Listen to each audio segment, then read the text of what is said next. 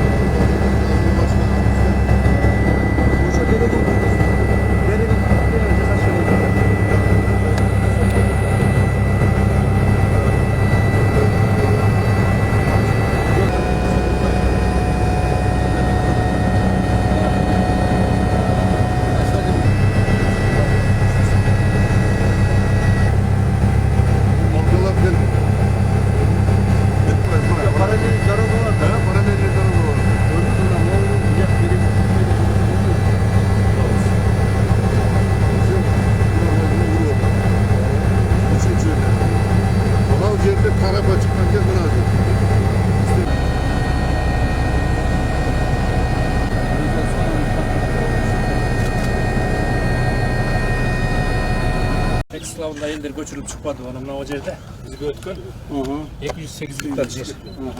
О жерде мынакей архитекторлор менен кесипкөй адамдар менен жергиликтүү эл менен кеңешип, биздин жаңы Барак айылы жайгашкан жер. Бүгүнкү күндө ошо бөлүнгөн каражаттын эсебинен 101 үй салынып атат. Ошондо инфраструктура салынып аткан жер канча гектар болду? Бул жер 38 гектар жер. 38 гектар. Ошондо 108-38 бул жака кетсе 170 калыптыр да? Бул 170-ин элдин үлүшү болгон. 75 гектар жер үлүш катарында берилди. Андан тышкары 90 гектар тегерегинде ФПС өкмөттүн жери болгон. Бүгүн ушул дыйкандар ушул жерлерди иштетип калат. Анан Өзбекстан Республикасынан дагы эгилген айдоо аянты да өтүп калды. Бул жерде ошо бүгүнкү күндө ошо айыл башчы эл менен кеңешип 80 гектар тегерегинде бүгүн эгилип турган эгини бар. Не эгини бар? Бул жерде социалдыкта бир проект запускать этип атабыз. Бул дайым болсо бул жерде ошол эки элдин достугу аркылуу дайым достук үйүн салабыз. Дайым болсо. Бул 4 кабаттуу үйдөн 4төө турат. Бул жерде ошо интернационалдуу үй бүлөлөрдүн баарын ушул жака жайгаштырып, жакшы бир проект баштайлык деп туруп атабыз. Бир үй канчага койдуңуз? Бүгүндө 1 квадрат метрин биз санап атабыз $400 ашпайт. Ошо менен бизге абдан бир бюджет жакшынакай үйлөр салынып турган. Үйдүн чыгыштары мына мындай болот. Ушундай болот. Абдан жакшы кышында жылуу үйлөр болот, жайында салкын үйлөр болот. Кудай буйрса, Кудай буйрса. 3800 месталык. Бул жерде ошол 3800 месталыктан тышкары жердин аянты 3 гектар 20 соток экен. Бардык документтери бүгүнкү күндө Кара Суу шаарынын мэриясында турат, баласында турат. Чекелери, стадион чекелеринде алып кеткен жерлер барбы жокпу? Стадиондун чекесинде бул жагы парк, бул жагы үйлөр экен. Жок, стадион территориясында кыркып алып жок. Жок, андай жок. Так, кандай планыңыз бар стадион оңдош боюнча? Бул эми биз баягы негизи декабрь айында биз чын менен баштап алганбыз. Анан сиздин тапшырмаңыздын негизинде токтотулуп бүт баары иш жүргүзүлүп турат. Сметасын баары түзүп даярдап койгонбуз. Анан ушул бүгүнкү күндө ушул Кара Суу Кыргызстанда эң чоң район болгондуктан бирок стадион ойлой турган акыбал. Канча акчаңыз бар? Бизде азыр бөлүнгөн акча негизи мэрияда быйылкы жылы мэриянын бюджетин 1 миллиардка чыгарабыз деп атабыз. Бирок азыр бүгүнкү стадионго бөлүнгөн акчабыз жок. Канча стадион канча турат экен? 54 миллион деп азыр. 54 миллион. Азыр эч нерсе Rayondan dagы шаардын бир сом бөлүнгөн. Бир сом бөлүнөт. Сметасын карап эсептешти айрым. Эмне кыласың? Кара Суу деген чоң рыногуңар бар. Кара Суу деген эл көп бул жерде. Бул стадион соны кылып жасашыбыз керек. Короче, одним словом, biz быйыл муну күзгө барып бүтүрүшүбүз керек. Күзгө барып бүтүрүп, ушул сонун кылып, элдерди топтоп, майрамды кылып, концертти кылып, сонун кылып ачып берип, элгечи соны бир концерт кылып беришибиз керек. Анда дальше уже өзүңөр пайдалана бересиңер, туура? Кантип пайдаланышты, эмне кылышты, бунун стандарты кандай болуш керек, баардыгы мына футболдук союздан келип балдар чечишет. Бул инциденттерди алмаштырыш керек, коюш керек, буларды карагыла, аварийнысын карагыла, үстүн жабыш керек. Карама, ачык. Üstün cavaş gerek Callavat'a kadar. Жумуш көп да. Саламатсыздарбы, урматтуу Кара Суу районунун тургундары, активдери. Мына сиздерге дагы бүгүн келип, ушу сиздер менен кошо мамлекетибиздин президентибиздин атайын кайрым өкүлү, райондун акими, жергиликтүү бийлик органдарынын жетекчилери кошо сиздер менен бир жолугуш өткүзүп кетүүнү чечтик. Себеби негизги маселе бул жерде ушул стадион маселеси. Билесиздер, урматтуу президентибиздин указы чыккан 2024-2034 жылдардагы республикада футболду колдоо боюнча президент указы чыккан. Ушул указдын негизинде жерлердеги бардык негизги стадиондорду калыбына келтирип, же болбосо жаңаларын куруу боюнча. Билесиздер, азыр ошол президентибиздин берген тапшырмасы негизинде мамлекетибиздин борборунда Орта Азиядагы эң чоң стадион курулуп атат, 45 миңдик. Жаңы проект менен курулуп атат. Бул ал жерде ушу англиялыктар менен түрк туугандардын архитекторлор иштеп, азыр иш кызуу жүрөт. Мен бир аптада бир жолу барып көрүп кетип атам ушул жерде. Буюрса 2 жылда бүтөбүз деген чоң үмүтүбүз бар. Бирок ошол эле центральный жаңы курулуп аткан стадионду карап отура бербестен, жерлердеги стадиондорду калыбына келтирүү боюнча. Өзүңүздөр кече көрдүңүздөр, биз Жалал Абад шаарынын стадионун калыбына келтирдик. Ал жерде Жалал Абад шаарынын стадиону азыр эл аралык талаптарга жооп берет стадион болуп калды. Жарыктандыруусу системасынын өзү эле $400 миң кылат. Футболдук полеси өзү эле ал дагы $400 миң кылынды. Ошол экөөнү эле 71 миллион сом акча кетти. Чоң акча кетирбесең жакшы поле кура албайсың. Бул гибриддик деген полени биз курдук. Ал жерде мамлекетибизде ал биринчи жолу ушундай поле курулду. Аны мен былтыр Барселонага барганда, Барселона Камп Ноу деген стадионду билесиздер. Ошол жерден көрүп келдим. Аны специалисттерди алып келип Жалал Абадка курдук. Мына эми сиздерге келип отурабыз. Андан сырткары көптөгөн башка стадиондорду куруп атабыз азыр. Мына Ошко азыр жарыктандырууну беребиз, полесин жасайбыз. Кошкар Атадан куруп атабыз, толук бойлуу башкадан. Анан өзгөндү стадионусу башталды. Аны дагы толук бойдон сонун кылып куруп атабыз. Билесиздер стадиону кандай болчу.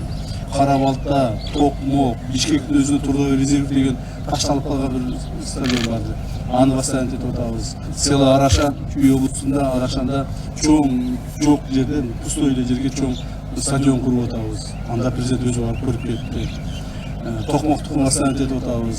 Караколдукун толук бойдон Каракол шаарынын стадиону бастан этип атабыз. То есть президенттин чыгарган указын биз аткарып атабыз. Аткарабыз дагы. Биздин милдетибиз ошол. Ошондуктан мен ушул кызматта отурам. Ошондуктан мына президент бизге ишенимди көрсөтүп, футболдук союздун башчысы болосун дагы ушул жерден бир майнап чыгарып, бир результатын чыгарасын деп мен ушул жерге койдум. Биз результатын чыгарабыз. Милдетибиз ошол. Анан кийин жөн эле убакыт өткүзүп отуруш биз үчүн андай болбойт. Күнү-түнү иштейбиз. Бүгүн сиздердин мына стадионуна келип отурабыз, Кара Суунун стадионун толук бойдон өзүнүн калыбына келтиребиз. Эл аралык стандарттарга жооп бере турган чоң стадион кылабыз. Мына жаныбызда өзбек бир туугандарыбыз турат. Өзбекстандын футболисттери келип ойной турган болот. Кара Суу району бул республикадагы эң чоң район. Кара Суу районунун республикалык деңгээлдеги республикага биринчи высший лигада выступать ете турган команда даярдаш керек. Мына биз ушул жерде даярдап берейли стадионду. Анан кийин жакшынакай тренерлерди таап, оюнчуларды таап, келип ошолорду караш керек, басына жетиш керек. Балдарыбыз биринин артынан бири өсө берет. Мынтип отурсак карасаңыз, бул стадионду, ушул стадионду карап отурсак отура беребиз.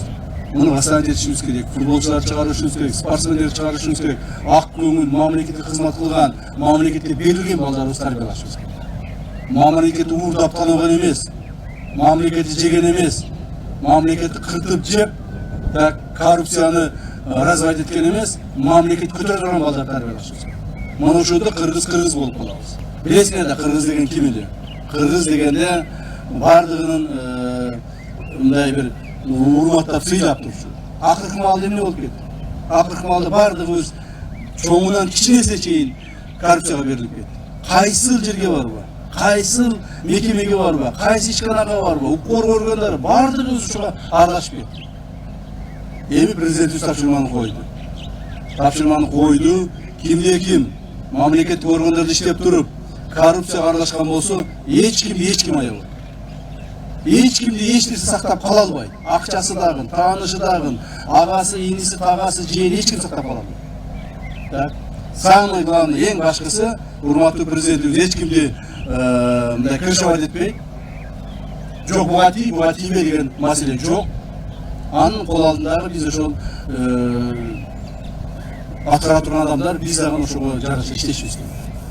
Негизинен бул жерде мына жетекчилер отурасыздар, урматтуу жетекчилер. Силерге дагы кайтып айтып кетейин. Бул оюмду ушул сиздер дагы угуп калсаңыздар жакшы болот. Себеби сиздердин ар бириңиздердин кол алдыңыздарда мамлекет ишени берген ишканалар бар. Бириң начальник областынын, бириң министерство образованияныкы, бириң врач, дагы бириң башка маселе, бириң администрацияда. То есть мамлекет ишени берген мамлекеттик ишкана мекемелер бар. Туурабы? Кол алдыңарда иштеген атууларыбыз бар. Демек, силер ошолорго жоопкер болушуңар керек. Кайсыл мекеме ишкананын жетекчиси болсо, башынан аягына чейин баарына жооп бериш керек. Мен билбей калыпмын. Мени бул подчиненный мага айтпай взятка ала бериптир. Же болбосо коррупциялык схема түзүп алыптыр деген болбойт. Жетекчисин кошуп туруп наказ этебиз. Ошондуктан ар бир өзүңүздөрдүн колуңуздарда иштеген адамдар менен сүйлөшүп, иштегиле. Ар бирин сурап чыккыла. Кандай иштеп атат, эмне иш кылып атат, иштеринин кандай результаттары болуп атат, пайдасы, зыяны баарын карап чыксаңар, ошонун баары чыгат. Мындан ары жанагыдай тааныш тамыр менен, билиш менен же болбосо бериш алыш менен иш бүтүрмөй болбойт. Ошол билинип калса, аларды дагы жокко тартабыз деген себеби муну мен силерди коркутайын деген оюм жок.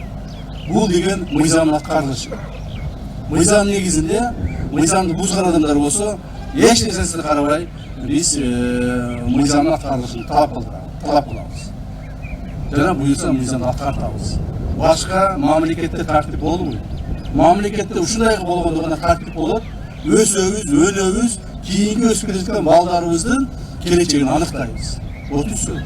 Биз эле кетебиз бул жумуштан. Өтө жакшы түшүнөм. Убакыт келет. 1 жыл болобу, 2 жыл болобу, 5 жыл болобу, 10 жыл болобу биз да кетебиз бул жумуштан. Бирок ар кимибиз иштеп турган маалда, иштеген жерибизде тартипти орнотуп, мамлекеттик мыйзамдарды орнотуп, мамлекеттик мыйзамдар иштей турган кылып коюп кетишибиз керек. Мына бирибиз иштеп кеткенден кийин мен тууганым сактап калат, ага меним же чоңдо иштеген адам сактап калат дебегиле. Иштеп кеткенден кийин силерди мыйзам коргой турган болуш керек. Иштеп кеткенден кийин силерди жөнүн жөн эч ким жумушка, то есть жоопкерчиликке тарта албай турган болуш керек. Себеби иштеген маалда мыйзам чегинде иштеш. Бир аз эми үчүн коркпостон бардыгына жоопко тартып мыйзам бузгандарды. Ал эми жакшы иштегендерди мындай сыйлап сыпаттап атабыз. Себеби мен ишенем. Эч кандай мыйзамды бузган жокмун. Мыйзамды бузган коррупционерлерди, жегичтерди, ичкичтердин баардыгын төлөтүрүп атабыз. Бүгүнкү күндө дагы кайталап айтып коеюн. Өткөн уккандарыңыздар бар, дагы айтып коеюн. Бүгүнкү күндө мамлекеттин казынасына Улуттук коопсуздук мамлекеттик комитети тарабынан 120 миллиард сомдун төгерегинде акча кайтарылды. Бул эмне деген акчалар? 120 миллиард сом. Это миллиард 200 миллиард 300 тысяч доллар. Мына так.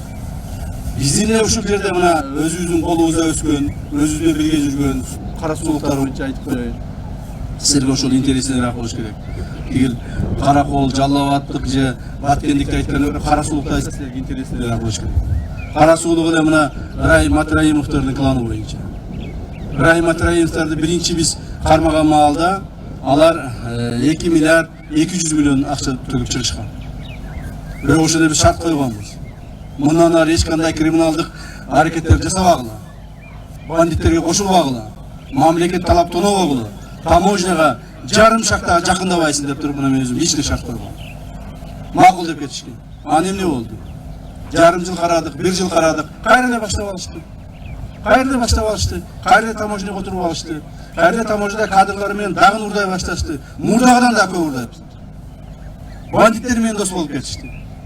Бүт мына бул көлдөгү жанагы Көлбаев менен вор законе кошулуп алышып туруп бүт предпринимательдерди коркутуп, үркүтүп ишкерлерди. Так, алардан акчасын алып ушуну коркута башташты. Анан биз чара көргөнгө мажбур болдук да чараны көрдүк. Ошондо дагы шарттарды коюп, адамгерчилик кылып, ай, качпагыла, үркпөгүлө, мына, пожалуйста, мына ушул акчаны төлөйсүн, жакындабайсың деп шарт койгонбуз. Жок ага да көнбөдү. Акыры анан качып кеткен жерден бир туугандар менен кошо Бакудан кармап келди. Билесиздер анын баарын, 4-өн тең. 4 бир тууган менен кошо. Агасы мына иштен кетти. Матраев менен байланыштуу таможняда иштеген, чогуу жүргөн, чогуу бизнес кылгандардын бардыгын парламентте тазаладык. Мамлекет көргөндөрдөн баардыгын тазалап атабыз, бирок дагы деле бар. Бул жерде аким катуу иштеш керек. Губернатор катуу иштеш керек. Силер бизге предложение беришиңер керек. Муну бул адам связанный деп. Эч ким сактап кала албайт. Мына азыр бүгүнкү күндө Ыбрайым Матраимовдун мойнуна 200 миллион доллар илинген. 200 миллион доллар. Бул деген канча миллиард сом? 20 миллиард сомго чейин жакыныраак, 19 миллиард ушундай. Мына 200 миллион доллар. А мына ол силердин стадионуңарга болгону миллион доллар кетет. Кетсин. 2 миллион доллар кетсин. Мына көрдүңөрбү масштабы какие? Биз ушул коррупцияны разводить этип, коррупцияны чогултуп, коррупцияга берип, бир топторду колдогонубуз үчүн мына стадиондор ушундай акыбалда. Жолдорубуз моундай акыбалда, мектептерибиз тигиндей акыбалда. Так? Күчүбүз моундай күчсүзбүз. Ошон үчүн болуп атат мунун бардыгы. Эгер ошолор уурдабай, бардыгы мамлекетке иштеп турганда, стадионубуз давнымдан мындай болбой, жаркырап, жайнап, толуп, тимени укмусону болуп турган. Ушуну туура түшүнүшүңүз керек, урматтуу жетекчилер. Ошондуктан мындан ары сиздерден суранарым, өзүңүздөрдүн жумушуңуздарды оңдоңуздар, өзүңүздөр аракет кылыңыздар, акыл менен, эс менен, жүрөк менен иштейли.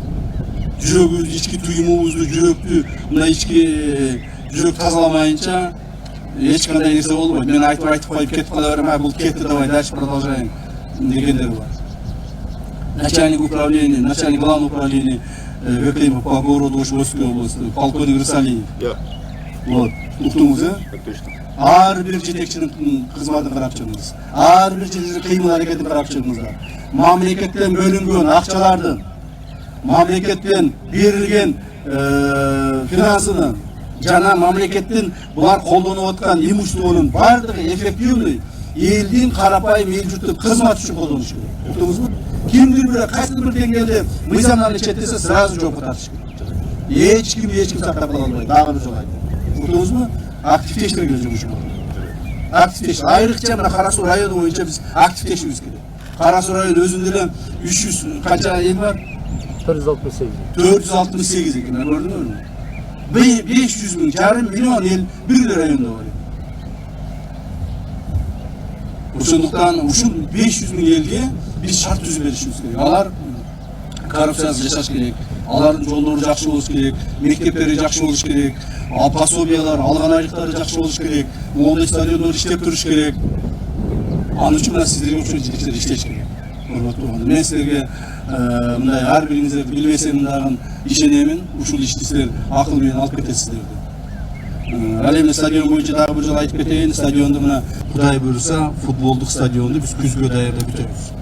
Күзгө чейин сонун кылып бул жерге жанагы жарыктандыруучуларды коюп освещениесин, полилерин оңдоп, трибуналарды восстановить этип, үстүлөрүн жаап, жаңы стендерди алып келип коюп, сонун кылып туруп. бүт сонун кылып бул жерде оңдоп бүтөбүз. Макулбу? Силер да колуңуздан келсе жардам бериңер. Аким, макулбу? Өзүңүз уюштурушуңуз керек. Булар bir haftada bir ayda 2 жолу келиши мүмкүн. А сиз күндө ишендесиз. Уюштурушуңуз. Уюштур десе анан кийин элди кыйнап, журтту кыйнап, жетекчилерди кыйнап акча топтогонду токтоткула. Акча топтогула. Макулбу? Ошол акча топтогон негизинде коррупцияны развивать этпей керек. Бюджеттен тапкыла акчаны. Бюджетибиз достаточно жетишет. Мамлекетибизде акча бар. Мүмкүнчүлүк бар, ошону мына элге жумшайды. Биз тараптан, футболдук союз тараптан биз бул жерде жакшы акча жумшайбыз. Бул бир мен азыр эсептебегенден кийин айта албаймын. Экинчиден, мамлекетибиздин башчысы, урматтуу президентибиздин ушундай стадиондорду башынан жетесиңер деп туруп, биздиге 500 миллион сом акча бөлүп берген. Президентибиз акчаны бөлүп берип койду. Мына башынан жеткиледи. А биз болсо стадион оңдойбуз, акча чогултуп жүрөбүз. Андай болбош керек. Макулбу? Мен себеби ушул сөздү угуп калдым.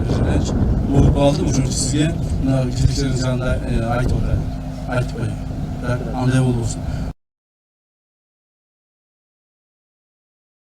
Но бюджеттен караңыздар. Губернатор карасын бюджеттен. Мына азыр эле айтты, мен 10 миллион акча бөлүп берейин деди. Сиз караңыз, макулбу?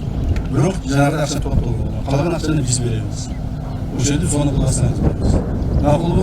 Анан кийин эгерде сиздер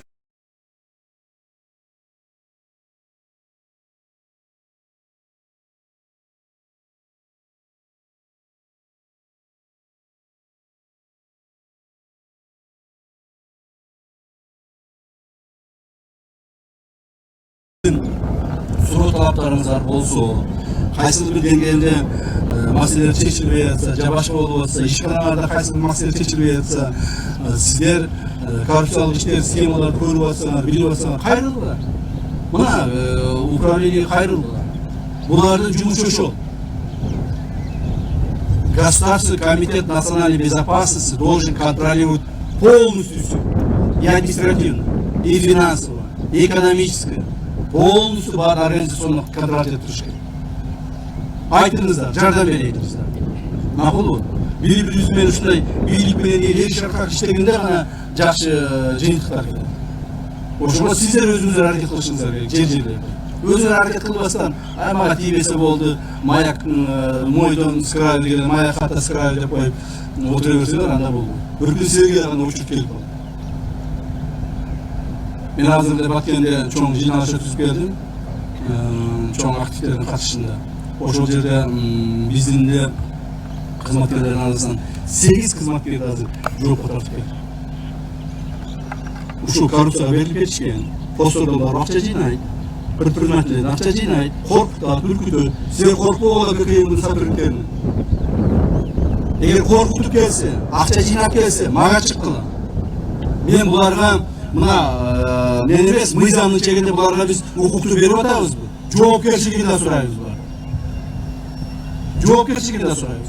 Булар бесконечно кандай бир укугу кең анан каалаганын кыла бербейт. Жок, андай болбойт. Буларга дагы мыйзам. Мыйзамды бузса булар дагы жок. Макулбу? Ошон үчүн унчукпай отурбай жардамыңызды бериңиздер мына жетекчилер. Келгениңизге рахмат айтам. Капыстан бир катуураак сөз айтып койсом, капа болбоңуздар. Себеби менин жумушум ушундай. Мен айтышым керек. Унчукпай келип саламатсыз өбүшүп ташып кетип кала берсем, анда жумуш болбойт. Азыр мына бүгүн дагы 3 чоң ушундай жумушум бар. Азыр Ошко барамын. Ошто чоң ушундай жыйналыш өткөзөм. Анан кийин Өзгөнгө барамын. Анан кийин Жалалатка барамын. Ушул жумуштарды баарын аткарышым. То есть бизге президентибиздин атынан коюлган тапшырма. Кээ бирлер ойлойт, ушу ойноо менен жүрсө керек, вертолетке чыгып алып, же болбосо машина менен баягы кортежге чыгып алып деп. Нет, андай эмес. Билбейм силер кандай, мен али кечеден бери тамак жейм. Ачык айтып. Себеби убакыт жок. Убакыт жок, таң амал учуп кеттик Баткенге. Баткенге барып өткүзүп коюп, бияка учуп келдик, эл күтүп албасын деп. Азыр эми бул жерден тынбай Ошко барабыз, Оштон өткүзүп коюп эле аэропортко барып аэропортко учуп кетебиз. Кечинде кайра Кудай кааласа үйгө жетип барабыз. Ошол рахмат, анда саламат болуңуздар, тынч болуңуздар, ишиңиздерге ийгилик каалайм.